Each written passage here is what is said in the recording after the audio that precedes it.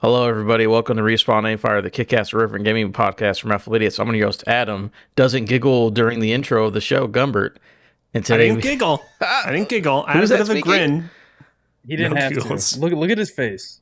He doesn't have to giggle. He's thinking of something. He's cooking. What do you think Cozy's thinking of right now? He's cooking up a nasty soup in that mind right now. And today we also have with us Alex. What was your favorite Ubisoft Just Dance performance, Cozina? Oh man! So here's the problem. The only Ubisoft Just Dance performance I can remember is the one at E3 that happened shortly after a mass shooting. And so they did the Ubisoft dance sequence, and then at the very end, Aisha Tyler came out and was like, "And yeah, we feel very bad for all the people who died." So unfortunately, that's the only one I remember. But I remember the sequence preceding that being good. Here's the thing. This episode of the show already just popping off to the moon. But you know what else is also popping off? It's a fruit punch popper. Yeah. Hold on. Quick question. Adam, what is that microphone?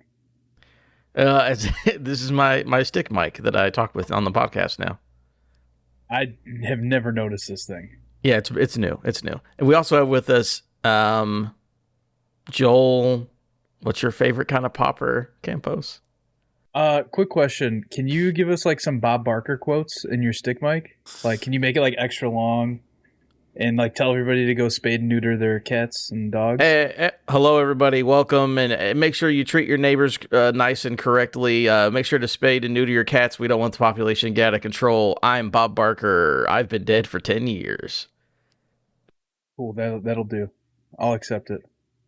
I completely forgot what that man sounds like because it's been so long since he was on Price is Right. You know what I'm saying? Anyways, twitch.tv/AffableIdiots. Monday evenings at 8:30 Eastern, YouTube podcast services, Wednesdays at 9 a.m. Joel, the answer I was looking for when I asked Cozy about his favorite performance was Jason Derulo. No, I didn't know was that. Was he on stage at E3? I swear he was. I might be crazy. Jason Derulo on stage at a Ubisoft press conference? They're so frugal. Wait, they don't... You're telling me that Ubisoft spent a lot of money to have a celebrity come on stage at one of their E3 press conferences? No. You know what's funny is there's two sides of the coin. You get Ubisoft that has Jason Derulo on stage, and then you have Ubisoft also that looks like they're in a fucking hotel conference room. Do you remember that E3? That was weird. Yeah. E3 2006, or it was in 2015. For Just Dance 2016, Jason Derulo doing Want to Want Me on stage at the E3 for Ubisoft. Rigmarole. Our Barf review of February's Barf game, which is Portal 2, should be up on YouTube and podcast services by the time you're listening to this. Voting is still open for March's Barf game. If you're listening this day of, go over on Patreon and vote for the game to play for the month. I believe the thing was threes because it's the third month and it's PS3 and Xbox 360. It was Chad's month, so you know how that went. It is, if I can just real quick go down the list, the games for Marf's voting poll, for March's Barf voting poll are Army of Two, the original, Vanquish from Platinum Games, Fear from Monolith Studios, which we will be talking about later in the podcast, and Crisis from Crytek. So yeah, go and vote while you have the opportunity to do so. Yeah, we'll see who wins that vote pretty soon. Subscribers on our Patreon will also get early access to Rafter Dark Episode 2 whenever you hear this on normal podcast services. Yeah, we recorded another one. Do poppers show up again in a major cameo in that episode? They do. That's why Cozy has another flavor of poppers, I suppose. I was going to say, if you were incredibly confused why I made such a big point about having a fruit punch popper, you'll have to go subscribe to our Patreon, which you can do for just $1 to get early access to our Rafter Dark episode for the month of March. It's a good one. We learned some real juicy gossip about what's going on with Joel and all his weddings. You will not want to miss it. What's up, Joel? You had your finger up. No, you said $1, so I $1. I got you. The last bit of housekeeping. This isn't going to be a full story, but earlier last week, Cozy did live react to the Pokemon Presents. So do you want to give us some highlights real quick? People can go back on YouTube and Twitch and should be able to watch the archive video. But for those of you who didn't watch it, shame on you. Here's Cozy telling you his interesting things from that presentation.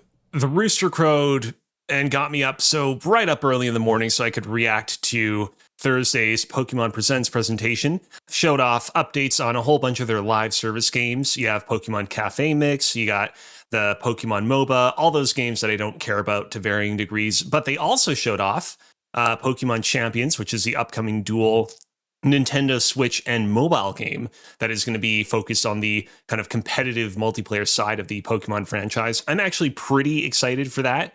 I'm someone that has been out of the mainline games for a little while, but I liked the kind of competitive side of things back in the day when I was into them.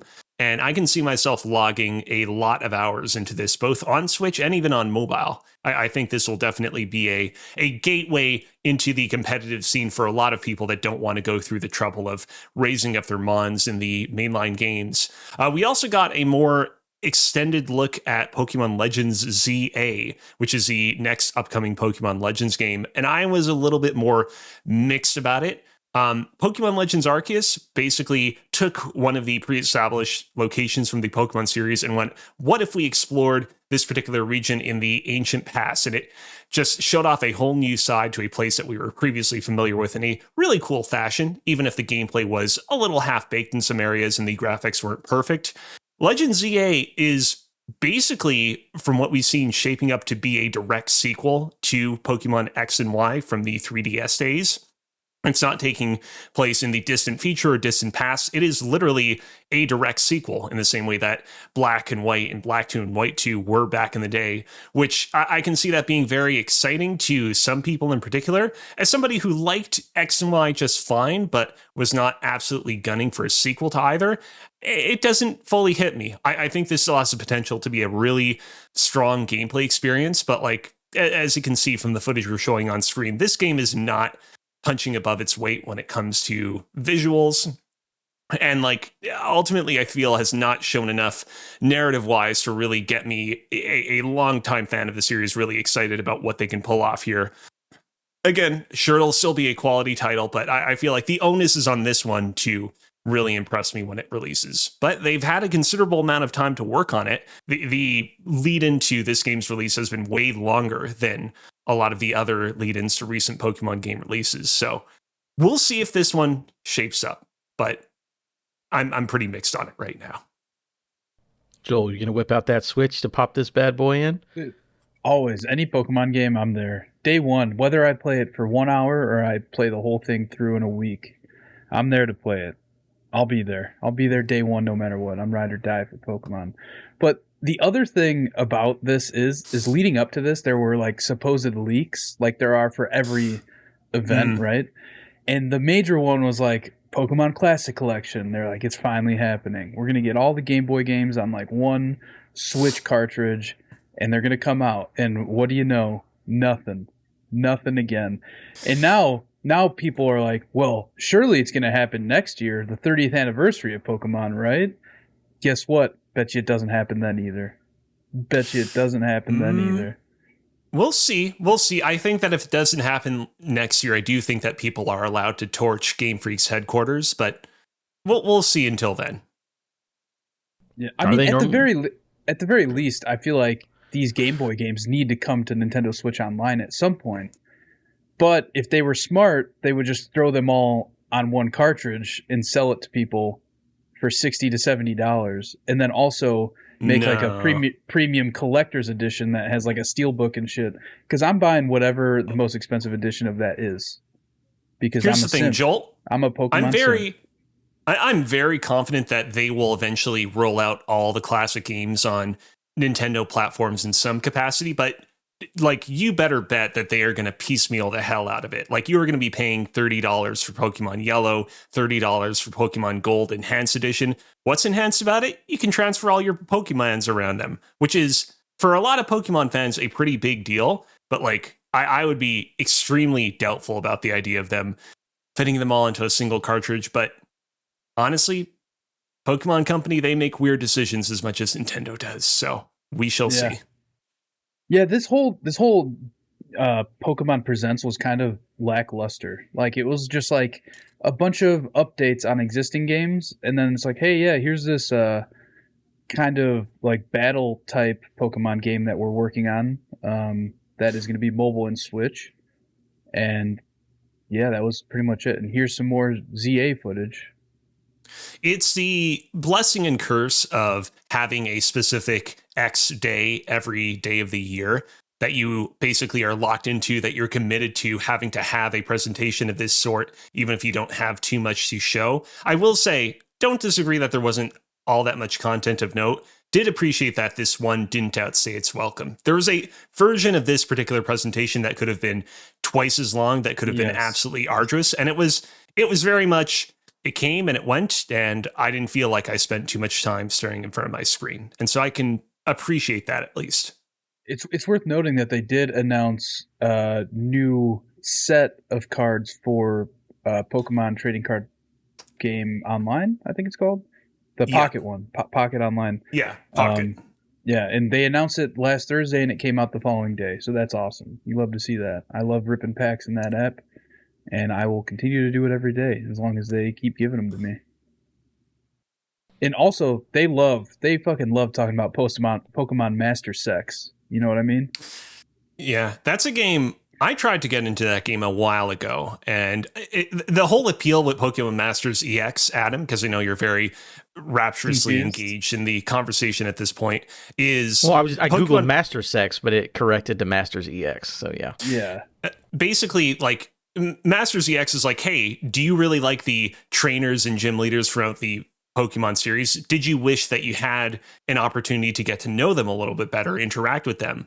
And Masters EX allows you to do that, but the kind of core underlying gameplay underneath it is, it basically, it takes the already relatively simple gameplay of the mainline series and then simplifies it down a lot more and introduces a lot of gacha stuff. And it's just not, it's not very enjoyable to play through. It's the kind of game where, like, it's better to just follow a bunch of Twitter accounts that clip out the, like, fun little interactions from the game than it is to actually play the game itself, IMO.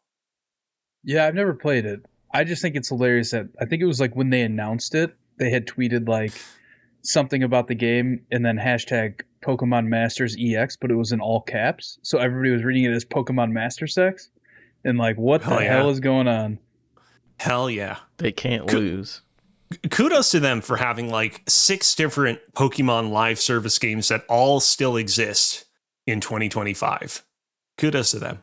Yeah, Joel keeps funding them. Yeah, you know. It does. But thank you, Cozy, for watching that, enjoying that. We're going to move on to our one story of the day, Main Quest. And it's a little bit of news that happened last week, but there's more context that I thought was interesting. This is what happened at Warner Brothers Games from Tom Ivan at VGC.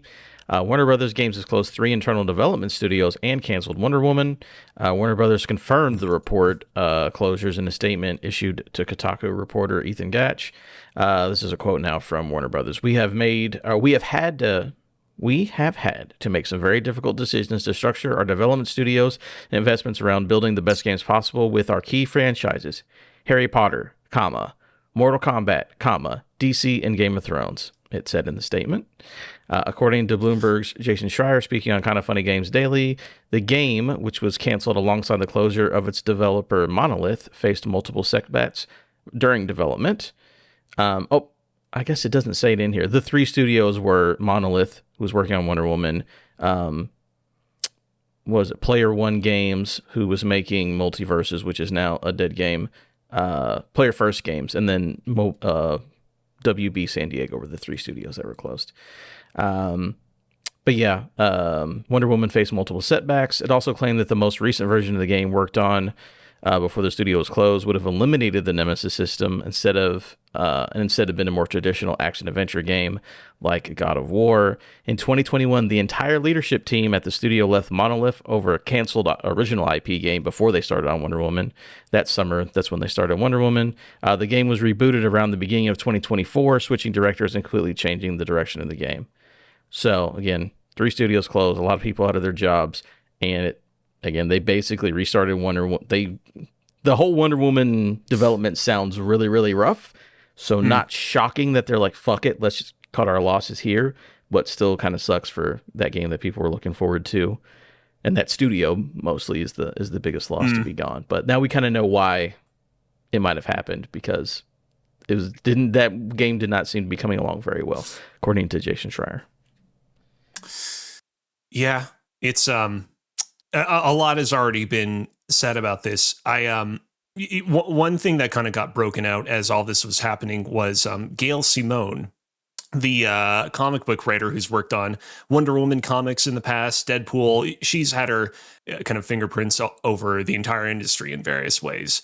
She had been a consultant on the Wonder Woman game and basically offered up her thoughts on what happened, and basically was very praiseful, talking about how the game was in many ways really kind of shaping up and was really kind of gorgeous to behold. Obviously, the Wonder Woman game, as we all know, was very troubled. Who's to say if it would have ultimately kind of come together? Just because Monolith Productions has a great pedigree doesn't mean that they would have turned out an absolute banger. You look at Rocksteady, for example. Rocksteady, a fantastic pedigree, and they weren't able to make Suicide Squad fully work.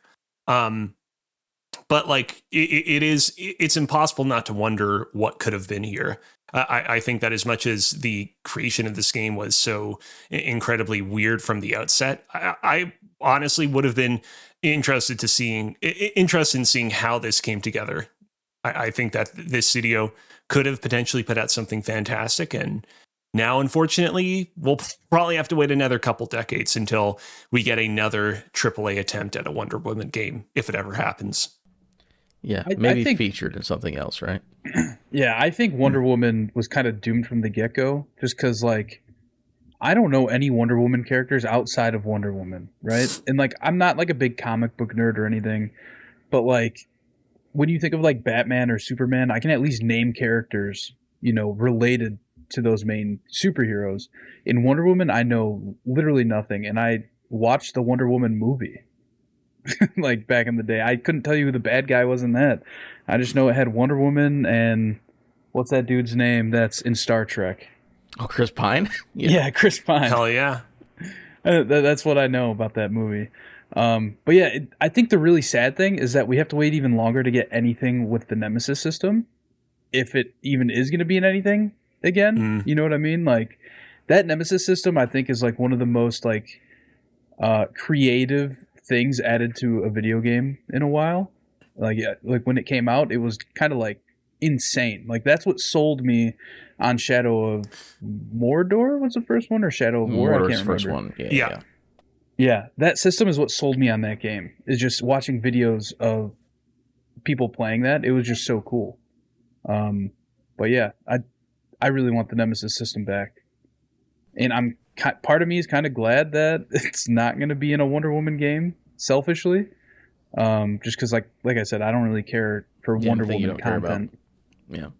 I doubt it'll ever show up in anything again, especially because they're doubling down. Harry Potter, it's not just a Warner Brothers thing, but it's basically in every big company is like, we're only going to make things that we know we're going to hit because games are too expensive and we don't make our money back.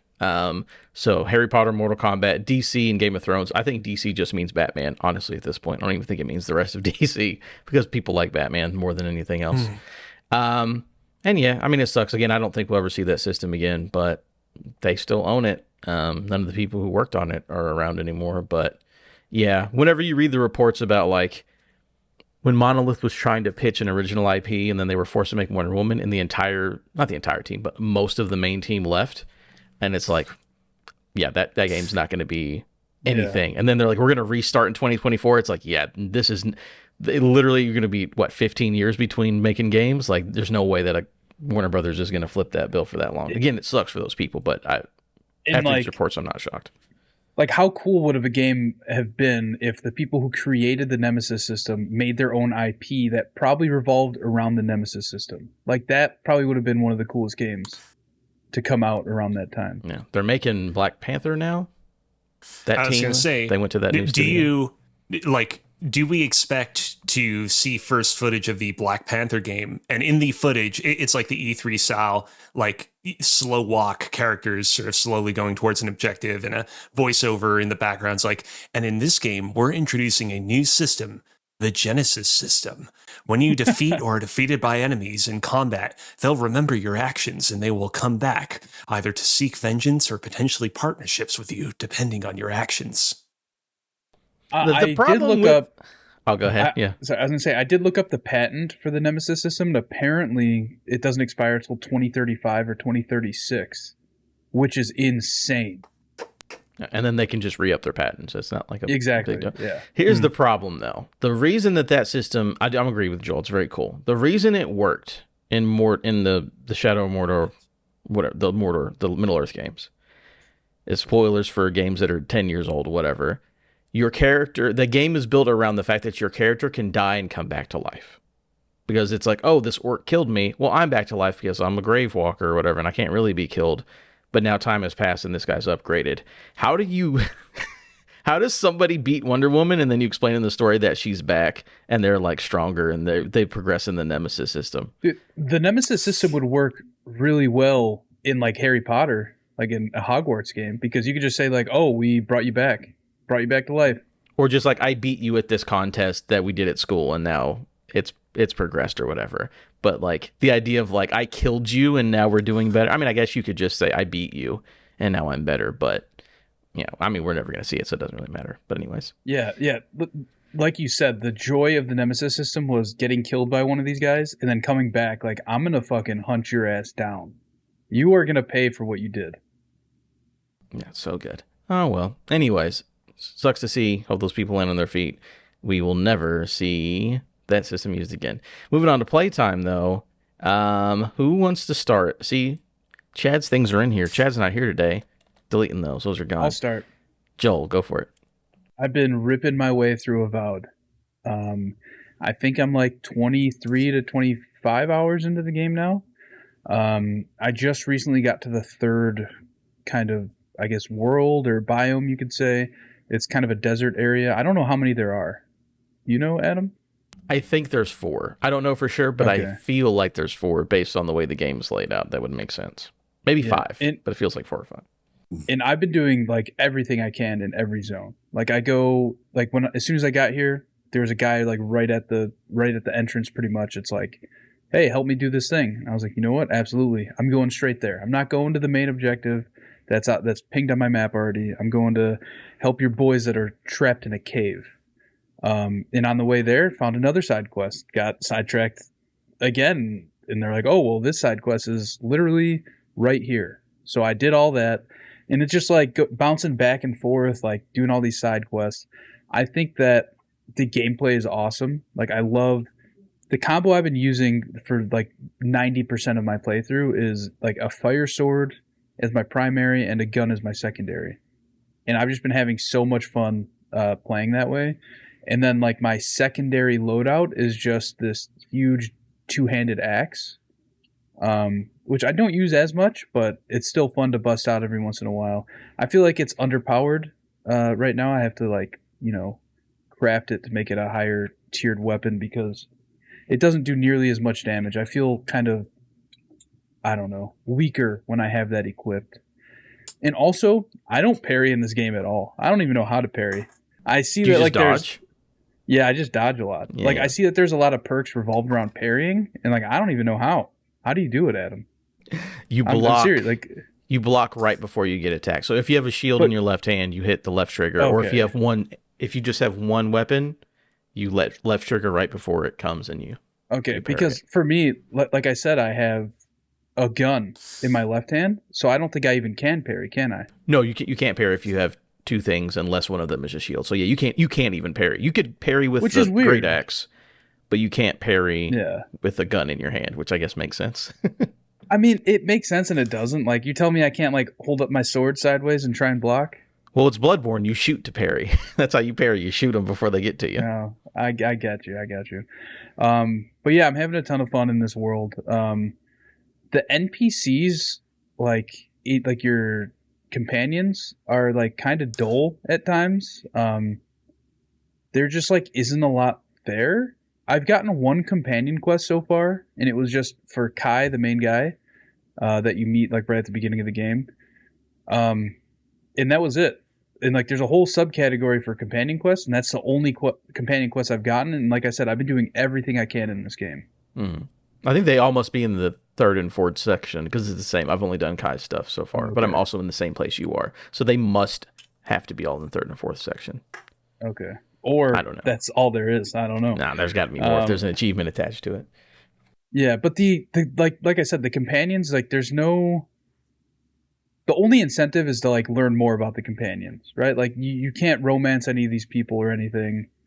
Even though Kai's trying to give inches to that chick. Who ends up being in your party. Oh, I don't have her in my party yet. She's not in mine either, but they're like, she's at the town we're going to. It's like, oh, she's going to be the next party member. So like, that's wild that he said that shit. That's what I assume too. It's wild that he said that shit. And then also like her husband, I assume, or her partner is like the head dude in that last zone, which is really funny. Yeah, I've just been enjoying every second of this game. It runs great on my new PC. Everything looks amazing. It's been a ton of fun. I'm trying to think if there's anything else I want to say. Dialogue stuff. So like, I was doing a side quest, and I was turning it in. I was going through like, you know, the dialogue options of like, all right, what do I want to say? And I said like one thing that was like kind of passive, or no. So the NPC said one thing to me, and then I said like a few things that were like kind of passive, and then they're like, yeah, go do that quest. So I went and did it and came back. And the NPC literally said the same exact stuff to me when I got back, like word for word, same lines. And I was like, something's glitched here, because like that's not supposed to happen. Yeah, I haven't had that happen to me. That's I already talked to you about all of this, and then I went through it again, and they were like, all right, go do that quest. And I'm like, motherfucker, I just did it. I'm back. And I talked to them again, and they're like, oh, thanks for doing that for me. Like, what the fuck? You know, like, what is going on here? That's what it was. Yeah. That's crazy. Outside of Avowed, I haven't really played anything. But I want to pick up Monster Hunter, I think. I've been eyeing it. I've been watching Kind of Funny did a marathon stream on Friday, and I watched like hours and hours of that while I was playing Avowed and doing other stuff around the apartment. But I think I want to pick it up. I don't know if I want to pay $70 for it though. I think for sure I would have picked it up by now if I had somebody that I knew that was playing it. You know what I mean? But from everybody I've talked to that's playing it, they've said that it's pretty easy to do like the SOS calls and stuff for different missions and different hunts. And if I am going to pick it up, I think it should be soon, because like that kind of stuff it's going to be harder and harder to throw up SOS calls when I'm doing a easy campaign mission. It's like going to all be hardcore kids at that point. Yeah. Yeah, absolutely. Exactly. Like it's going to be few and far between if I wait to pick up the game to find somebody random to hop in my game and help me with a mission. Whereas if I do it now, I could probably have people joining every mission I do. So yeah, I've been thinking about picking it up. I'll probably get it on PC again because I have a brand new computer, and honestly, like that's part of it too. That's part of what makes me want to pick it up, is just like having a shiny new computer and you want to test stuff shiny out. New game. Yeah, I just want to play it. So do it. Thinking about picking it up. I will report back if I do. Oh yeah, Cozy, what have you done with your life? I don't have a whole lot to talk about. In fact, I have nothing to talk about that I didn't already talk about on the Portal 2 Barv episode, which you should definitely check out if you've not done so already. Other than to say that originally, I was planning on starting Ghosts of Tsushima this past week after beating Gears of War 3. But instead, I got a little bit sidetracked because our Barf review of Portal 2 was coming up. And I was like, I'm not super motivated to replay through Portal 2, considering I know it pretty well. What if instead I checked out a couple of Portal 2 mods? And so I ended up checking out Portal Stories Mel and Portal Revolution. Like I said, I already talked about these two mods on our episode about Portal 2. But real quick, Portal Stories Mel, a mod that was released in 2015, has very high production values, tells a story that's more or less in parallel to the main story of Portal 2, except you play as a character called Mel, who goes on an adventure throughout Aperture Laboratories as things explode and collide around her. Very challenging, very difficult. Its difficulty is basically as difficult as any of the hardest puzzles in baseline Portal 2 made even harder than that. I found it ultimately to be a little bit too tough for my tastes, but if you're somebody who really, really loves Portal 2 and specifically really, really loves how challenging its puzzles could get, I could see yourself being really at home with Portal Stories, Mel. So give it a shot if you're that flavor of individual. Portal Revolution, on the other hand, a mod that released just a couple of years ago, really, I'd say really fantastic, and I think is the standout Portal 2 mod. It basically tells an interquel between the events of Portal 1 and 2 about a character that's interacting with some unique new personality cores as they attempt to figure out what happened after the events of Portal 1 and bring power back to Aperture Science. It starts out surprisingly slow, giving you a portal gun that only is able to shoot out one type of portal at a time, but its difficulty ramps up in a gradual but very satisfying manner. And overall, I found myself very satisfied with the experience. It also introduces some cool new mechanics that weren't even in the base version of Portal 2, like vent systems that will like suck in and spew out air that can affect puzzles in various fun ways. Highly recommended if you want more from the Portal franchise and expect that we're never going to get a Portal 3 proper. Really recommend it. Does get a little bit tough in some points, so maybe have a YouTube guide that you can refer to along the way, but overall, very satisfied with Portal Revolution. And that's pretty much it. Like I said, I'm going to eventually get to Ghosts of Yotei. In fact, I'll probably kick it off tonight. Yotei, you got that one already? No, not Yotei. Tsushima. It is Tsushima. It is Tsushima. Give me a hard time. I have my trip to Japan coming up at the end of the month, so it would be cool if I could knock this one off the bucket list ahead of that, but we shall see. Oh, Cozy, I want to bring it up because Mass Yes. Keaton brings it up in chat because we were talking about licensed game. Mass Keaton pointed out that there is a Rocky Horror Picture Show official license game that just came out recently. Oh, So- I remember seeing the trailer for that one. I was not aware that it had recently released. I'll check that one out. I remember I remember the music in the trailer for this game being really, really great. I might check it out. That, and then we also got the announcement last week of that Terminator 2, like pixel art game that's coming out later this year. That also looks really dope. So we're eating with the good licensed games recently here.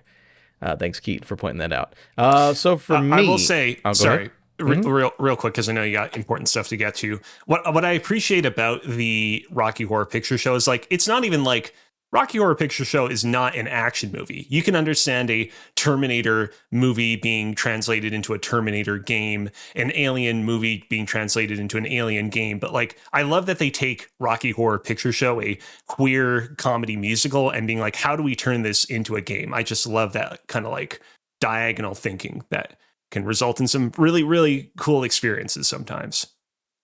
And yeah, that's that. Nope. All right. As for me, I continuously play Marvel Rivals.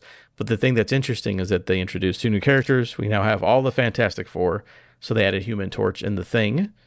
So it's just fun to have a new level and new characters. The Thing is a tank, obviously, which makes plenty of sense. Everyone uses his trench coat costume because it's so good. It's the only costume you want to see him in. And then Human Torch kind of brought the thing where obviously like he flies and throws fire and puts down like fire bombs and stuff.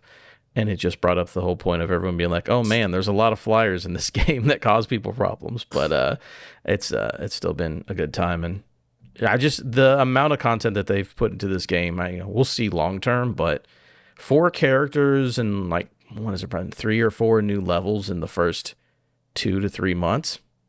Pretty impressive. That's all I'll say. Pretty impressive. All right. But the main thing we're going to talk about here is Steam Next Fest. And Joel, you might have to go fast and quick on this one because I got things to point out. I played 10. Never mind. Go ahead. Good. Well, enough. I'll talk through them as we go through. But Steam Next Fest happened last weekend, ending today or yesterday or whenever you're listening to this. And it's a great time of year where there's like a bunch of really cool games. They're like, here's again demos. Thousands of demos for a lot of cool stuff to check out. This is where I discovered Balatro last year. That ended up being a Game of the Year contender. So keep an eye on Steam Next Fest because there's good stuff. But I played 10 games. So I want to talk about them. I also want to give a shout out to Gamerheads podcast, which I was on yesterday with Roger Reichardt, who has been on this show in one of our quiz things that we had. Yes, I believe he was on. If it wasn't RAF, he was probably, wasn't he? I think he was on Gaming Athlon. He was on one of those shows. He was a great contestant. He was, but yeah, Roger had me come on to talk about some of them, but I'm talking about the rest of them here. So yeah, these are Steam Next Fest demos that I personally enjoyed and liked. First up is Wheel World. Weird World. No, this used to be called, was it Ghost Bike was the old name? Everyone always talks about it. It used to be called something else. Ghost Bike. But the demo for that was really fun. So again, I knew nothing about this game besides that it had a trailer at some show and people were like, oh, I wish they had the old name. Whatever. The actual game is super fun. It's got this cool sort of, not cell shaded, but kind of art style to it. And the whole thing is there's a spirit and he's like, jump on the bike because we got to go to these different points and collect the things so I can go in the sewer, whatever the story's there. But it is a ton of fun. Like the gameplay feels nice and tight. Like it's basically a racing game because you'll be on your bike racing people and you're constantly upgrading your parts so your bike is better. But it's literally like get behind them so you can draft. What was it? Need for Speed Undergrounds, I think, was the first game that introduced that to me, where it was like get behind their car to draft and then use the speed boost to get past them. And it does that, but on bikes, and also with like the little the funny little writing ghost. And stuff to it, and your ghost is hanging That out little with you.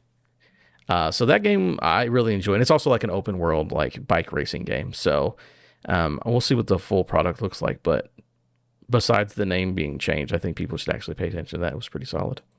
Next up, a game called The King is Watching, which is a sort of, it's a mix between like a base defender / management sort of a thing. So you have, we're looking on this page right now. On the left side of your screen is like a castle, and you have a bunch of empty plots in the middle. And then the right side of the screen is when you get attacked by, 2 goblins are going to come, and then it's going to be 3 goblins and 2 archers, and things go up as they happen. But what you do is you place down different plots. So you'll put down like a well, and then I'm going to put down crops, and then I'm going to put down a tree so I can get resources to build soldiers or whatever. So sort of like your Age of Empires RTS kind of a management thing, but you can only collect resources based on where your guy is looking. So you literally, as we're watching on the screen, like you have to move the little gold thing around to be able to look and produce different stuff. Like you can't just have everything put down and it produces it. You have to put stuff in specific spots, move it around and make stuff like that. And while you're trying to defend the castle and build up resources at the same time. So that one was pretty fun as well. I love the pixel art on this one. It's really nice looking. Yeah. Next up, Beholder Conductor. Beholder is a game I have played before, the first one. It is basically Papers, Please, but just not sitting at a desk. So the entire idea is like you're working for, it basically feels to me like a dictatorship like Korea or something like that, where people are coming onto a train. You have your job, and your job is to make sure the people are on the train are doing the right things and they're not enemies of the state. And it's like you check their papers versus what their dossier says, and you got to report people. You spy in the window to see if they're doing anything illegal. You see if they have illegal stuff on them. You check their bags when they leave the room and all that kind of stuff. But then there's also this story underneath it of like, your guy's also into some shady stuff. Hope you don't get caught by the police or whatever, by the state, and they eliminate you or whatever they do. But the original game was set in an apartment where like you're spying on all the people in the apartment to make sure that they're not doing bad stuff. So they set this one on a train, and it's very good. I love that first game. If you ever had a chance to play Beholder, the original, it's really good. And this one is also very good. It's very cool. What's going on, Cozy? Were you going to say something, Cozy? No. Okay, I heard you breathing out there. Next up is Monaco 2. So I played this one with a buddy of mine. He's a super big fan of Monaco 1. It's basically a top-down strategy game where you do heist. Like, you don't really have a lot of attack power. You're just like, it's like a fictionalized France where you're going around and you're like, we're going to go rob the violin from the hotel in France. And like you and your 3 friends can get in there and just do shenanigans, get chased by the guards, use all your different powers to get through and try to rob the stuff at the end of the game. It's a very fun, like, party multiplayer game. Again, it looks like a lot of fun. Yeah, I was watching a gameplay video of this the other day. It looks like crazy fun, like a lot of yelling. As someone who has been to Paris, I can also confirm this is exactly what it's like over there. So kudos to them for realism. I was looking at Chad in the chat being a big dummy. But yeah, no, that's super fun. So I played that with a friend and I'm like, oh, this game is great. Get a couple friends and just try to make a plan and then immediately fail it and then just run screaming through the hotel as you try to like hide in a closet or something. So that's a fun one. Next up, Creepy Redneck Dinosaur Mansion 3. Creepy Redneck Dinosaur Mansion 3. That's a lot to type in, though. There was a 1 and a 2? Yeah, there were 2 others. Apparently. No, there's no way that there's 2 others. So this is a game from Strange Scaffold, who people might know as like that game company who just puts out 2 or 3 games a year somehow and just like puts out a bunch of crazy stuff. This game is a match 3 game where you are kind of Resident Evil style, like there's a mansion where crazy stuff's happening and you go in there and it's dinosaurs and you do match 3. And that's all fun and good. But then, not to spoil it because it's in the demo, there's like a weird meta moment where the guy is like, oh, you're in a video game. Like you're just in like a survival match 3 video game. And then he's like, all right, now I have the power that you're in a video game. And you like go back through and do branching paths based on your knowledge that you're in a video game. And it changes up the narrative and changes up your abilities. There's a really funny moment. It's in the demo where you like go down a hallway you couldn't go down before because now you're aware you're in a video game. And it is they talk about like, oh, the developers were gonna make this path pretty scary, but it seems like they abandoned it. And it's supposed to be like a clown themed hallway of scary stuff, but all the clowns are just JPEGs because they never completed the level. So you're just in a hallway with a bunch of JPEGs of clowns, and then you have to do a match 3 against a clown. It's pretty good. It's a weird game, but the meta story to it is it's pretty funny. So I enjoyed that. Next up, Cozy, you're gonna love this one because it's your beloved little freak sense. Haste Broken Worlds. If you look that up, Haste Broken Worlds is a 3D Sonic roguelike. Oh. Basically. For a second, when you said My Little Freaks, I was hoping something Bionicle related. No, it's Sonic. I didn't expect Sonic. Yeah, well, you didn't expect Sonic. You're a Sonic freak. No, this game is really cool. It has the... Not really. You literally were like, I have to play Sonic Frontiers for Game of the Year, knowing that game's going to be that good. Just because Sonic Frontiers was my 10th favorite game of the year it came out, just because the murder of Sonic the Hedgehog was also my 10th favorite game of the year it came out, doesn't mean I'm a Sonic freak. It just means that I appreciate those games where other people don't. Okay. Your little running fast blue boy freak. But no, this game is, you go through these different levels and there's challenges and there's boss fights and stuff, but it has the map from Slay the Spire where you pick the different directions you go, and each course is like, each level loads in and you have to like do your running 3D platforming from place to place, going really, really fast and collecting currency and making your way further in. And then, but it feels very nice, very fluid, very fun. And it's basically 3D Sonic, but if you just wanted to do like running challenges instead of talking about that girl that Shadow was in love with or whatever it was. So that game was actually like surprisingly very fun. Yeah, Maria. That game was actually surprisingly fun. I was not expecting a Sonic knockoff in the most loving way. Next up, a little game called Teenage Mutant Ninja Turtles Tactical Takedown. Hey, guess what? Another Strange Scaffold game. They have 2 demos in the Steam Next Fest. Don't know how they do it, but this is the tactic strategy based Ninja Turtles game. I think it showed off sometime last year or maybe earlier this year, whatever it is. But it's a tactics game in XCOM or whatever. You have your turtle boys. You go on like a board and you fight the Foot Clan. And again, I'm a sucker for tactics games. I love XCOM 2 is one of my favorite games of all time. And this game is a ton of fun. All the turtles have different abilities and like, so you're playing on a board with like they're little toy pieces. They have like the bases to them and everything. You go through, you fight your Foot Clan, but then like as each turn ends, like the level will change where it's like, oh, next turn they're going to add, 20 tiles, but then the 5 tiles behind you are going to get deleted. And if you're there, you fall off the level and die. So you're constantly having to move, fight all these foot guys, and, like progress to the end of the level as a different turtle boy. In the demo, you play as all 4 turtles in their own level. It was a ton of fun. Just, again, I'm a big turtles sucker. And then they're like, how about we make a tactics turtles? I'm like, you know what? You got me there. So really enjoy that. I will say, personal favorite turtle is Donatello. Just I love a big Donnie boy. He's got purple. He's got a stick. He's a smart guy. He's awesome. Leonardo, for sure, my favorite playing turtle in the game. Like, Leo's a leader for a reason because that guy kicks ass in that game. And that was basically all of the things I played. There was a Wonder Stop demo, but I talked about that on a prior episode, so no reason to rehash that. But yeah, a couple games I played at Steam Next Fest. Check them out. Well, probably can't check them out anymore, but Steam Next Fest, always a good time. These are the games of the future. They'll be good games. We will enjoy them. Papa John's. Oh, yeah. All right. Moving on from that, it is time for a segment from Matt. Oh, damn, I can't do my own song.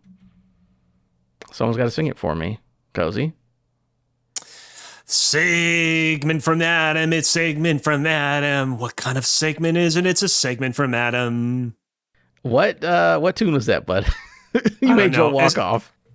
As someone in an alumni choir, I feel a little bit ashamed. If I had a little bit more lead in time, I would have figured out something better for that one. I'll figure out something better next time. No, it was fine, but I'm saying, like, was that a tune, or did you make that original? That was purely made up on the spot. Love with it. The noggin. That's very good.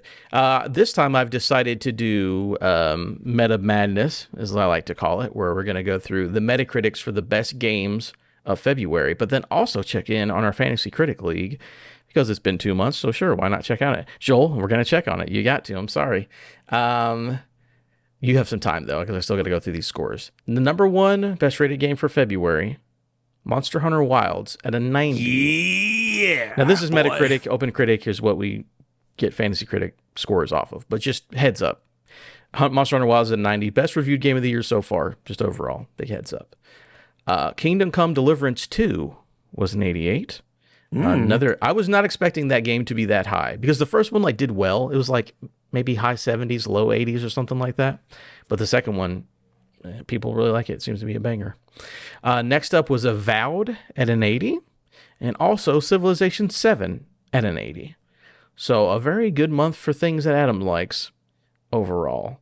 Again, if we're talking about Game of the Year and stuff you have to play, it seems obviously Monster Hunter Wilds is the big talk at the moment.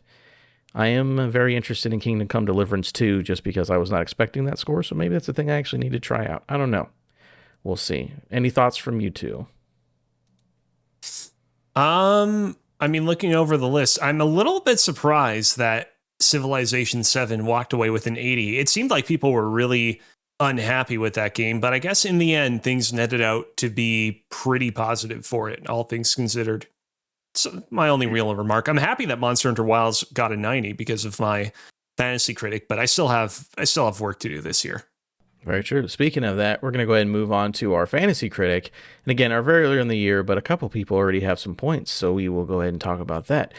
Number 1 on the list, Exploding Door Productions, a much better name than last year. This is Cozy's team. Monster Hunter Wilds, these are OpenCritic scores, has an 89, netting you 19 points. Avowed at an 81, adding you 11 points with a total score of 31. Again, it's early in the year, but very good scores. I believe your pickups were the next 2 games your pickups, or were they not? I don't remember. Yes. So I picked up Blueprints and Lies of P Overture. Overture. Why did I pronounce it like that? For whatever reason, I'm imagining a U after the O in Overture. Honestly, I just picked that one up because I'm the Lies of P guy, and I feel like it would be unjust if I didn't pick it up. Blueprints, an upcoming indie game that the creator of Inscription said was one of his favorite games of the original year in which it released, because it's one of these games that has released on some platforms but is still coming out to other platforms. Maybe it's an early access. The point is Steam Next Fest demo, by the way. I do have that downloaded on my PC. The point is, it's a game that I can add to my Fantasy Critic, and so I scooped it up. We will see if it fully comes through, because there was one indie game that I remember I put on my Fantasy Critic last year that I thought was a lock that did totally okay last time. But I'm feeling confident. feeling confident. All right. What's next on your list, Joel? You scroll down because I think my computer and your computer are different. No, this is right. My team, the continued Hellscape, formerly known as Embracer, Adam's team. I have 3 games scored, but I don't have full points from one of them yet. But Citizen Sleeper 2, Starward Vector, got me 16 points. Rift of the Necrodancer got me 11 points at an 81.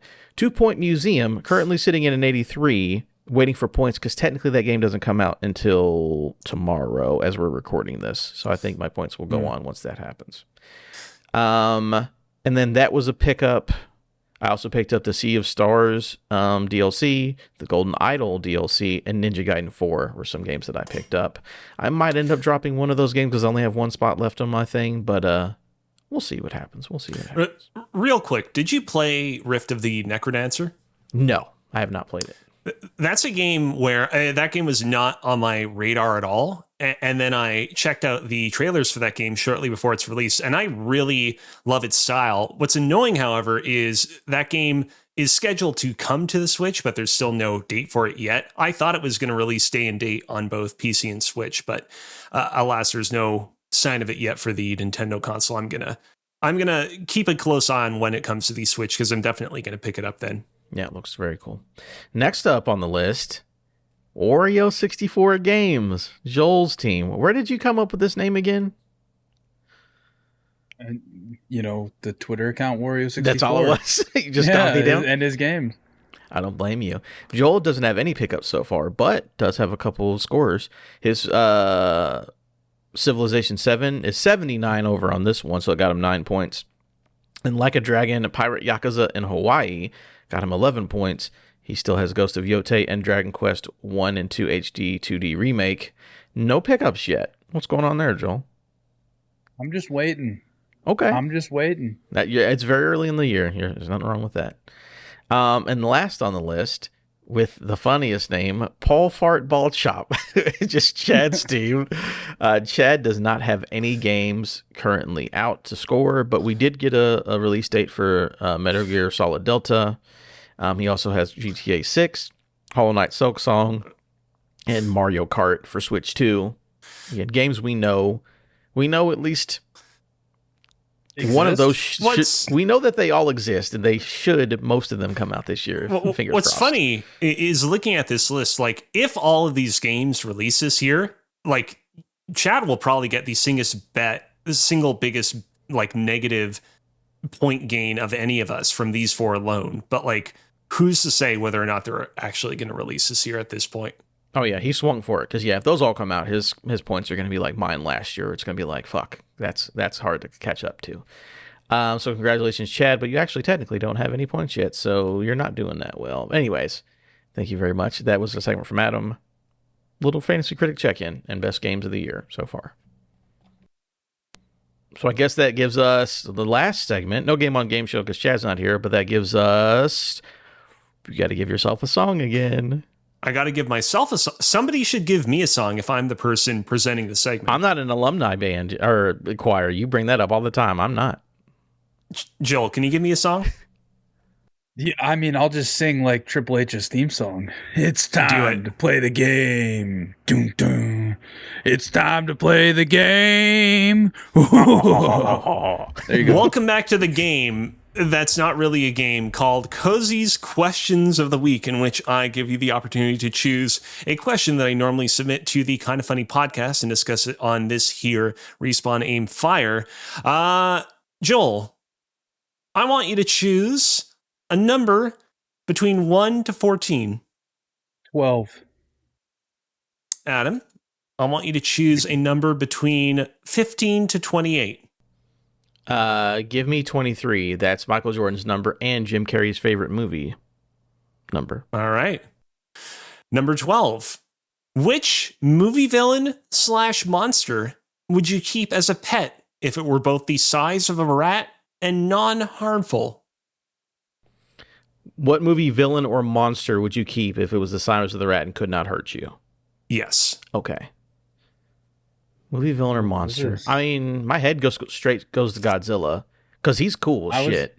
I was thinking Godzilla, King Kong, or like a T-Rex from Jurassic Park. T-Rex. Yeah. Yeah. Those are the three that stuck out to me. Because they're not going to hurt you, so it doesn't matter. And they're small enough where they're not going to wreck your house. So, In the original Jurassic Park book from Michael Crichton, they have this part at the beginning where they talk about like gene splicing and all that stuff. And they talk about how one of the early experiments they did was they made like super small elephants to basically test that they could properly use the same technology to bring back dinosaurs. And I mean, it's not within the scope of the question, but I would have liked a super small elephant. That could be kind of cool. Well, here's the thing with Jurassic World Rebirth, you might see all those weird experiments that went wrong. You know, that's what that movie's about. Apparently, it's all about dino DNA. Yeah, about weird dino DNA. But yeah, I think Godzilla's and King Kong are an easy answer. Just because, again, Godzilla is cool as fuck, and if he's not going to wreck your house, you don't have nothing to worry about. I think King Kong, the size of a rat, would just be hilarious to have running around my apartment. You know what I mean?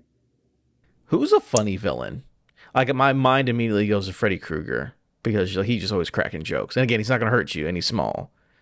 But he is like a child molester. Or did they might have retconned that later on. But I want a funny villain to hang out with, but not someone. You know what?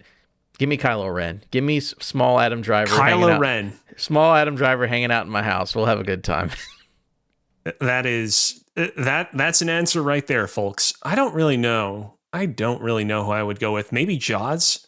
The problem with that is you would have to have an aquarium. Well, yeah, but you can get Jaws a inside of. You don't have to give a big one if he's the size of a rat. Get a small aquarium. Let him hang out. But I feel like the idea of like having like a small shark as a pet. If small sharks were something that existed in real life, I feel like you would have so many people that would keep them as pets. It's like the same way that people keep like tiny little piglets as pets, and then have you been to a rich person's house? Supersized. Rich people have pet sharks. Yeah, they're like maybe 2 feet long, and rich people have pet sharks. Yeah. What about like Venom? Venom would be a cool one. Venom would be fun. It has to be Tom Hardy's Venom, though. It's got to be Tom Hardy in that suit. And let's move on to number 23, Jim Carrey's favorite number. In an alternate timeline where self-driving robotaxis like Waymo are already ubiquitous and you don't yet have a car of your own, would you exclusively use Waymos to get around, or would you still invest in purchasing your own car? Kind of, I will say, pretty stark contrast between the last question. This is just like a straightforwardly serious question, but I am curious. What do you guys think? I mean, based on where we live is the difference. I can't speak for Joel, but Joel living in I don't know how driving in Chicago is, but I know in Lexington, Kentucky, you don't have to have a car, but it really, really helps to have your own car instead of But I feel like if you live in a big city where parking is shit and yada, yada, yada, it'd probably be easier to pay for Waymo and just live your life like that. But like for me, it makes more sense to have my own car. That investment is better than constantly ordering 2 Waymos every day to go to work and back. I would eventually end up spending more money because it's a farther drive, because it's a smaller city and like you need to drive. You know what I'm saying? So I'd keep my own car. I agree. So I do live in a large city, and I could get away without having a car, but I just like driving. Like I enjoy the act of driving, so I think I would still opt to have a car as opposed to just using Waymos to go everywhere. That being said, I would love to have an electric car someday. Teslas were really cool up until they weren't, you know what I mean? Not to mark on Chad or anything, but yeah. So it's kind of like at this point just waiting for the technology to advance within every other automotive manufacturer, I guess. But if I lived like in New York City, like there'd be no fucking way I'd have my own car. I would 100% be like, give me the Waymo all day, every day, because I live in fucking New York. Nobody fucking owns a car, right? So well, like my thing too, though, is like I want my own car because like I drive out to the suburbs to visit family and stuff pretty frequently. And you can't take an Uber from like where I live to where Elisa's parents live, like an hour and a half away. You know what I mean? See, to me, that sounds like a good excuse. I can't come out, you know, on my own car. Sorry, I can't come visit. Yeah, if I could, I would. You know what I mean? I honestly, considering that I work from home and that I use my bike quite a bit when the weather permits to get around, I could honestly see myself just relying on Waymos in this ubiquitous Waymo future. I mean, I love the freedom that having my own vehicle permits me. I recently have been using our new Subaru Solterra, which we got at the end of last year because we are a Subaru family to get around a lot. And I just really love cruising around in that thing. And by cruising around, I mean going back and forth to pick up my sister from her college, which is in another city. That's pretty much all I use it for. But yeah, I mean, realistically, I would probably rely on the Waymos, the self-driving cars in this hypothetical scenario. Now, here's the question, though. If it was, make an investment of $10,000 to own your own car, or pay Waymo $10,000 and you'll always have an autonomous car, and it's the same price, then I would probably change my answer. It depends, because it wouldn't just be $10,000 for life, right? It'd be like $10,000 for like a 2 or 3 year subscription, maybe. Then yeah, that my answer would change for sure. That's like the kind of thing where like the first year that the Waymos become ubiquitous, they introduce the lifetime package, and then a year later they're like, all right, we're getting rid of the lifetime package. It's more I was an early adopter, so I got it. Exactly. Yeah, I'm buying that immediately. For sure. Exactly. Yeah. That'd be the only way. Yeah.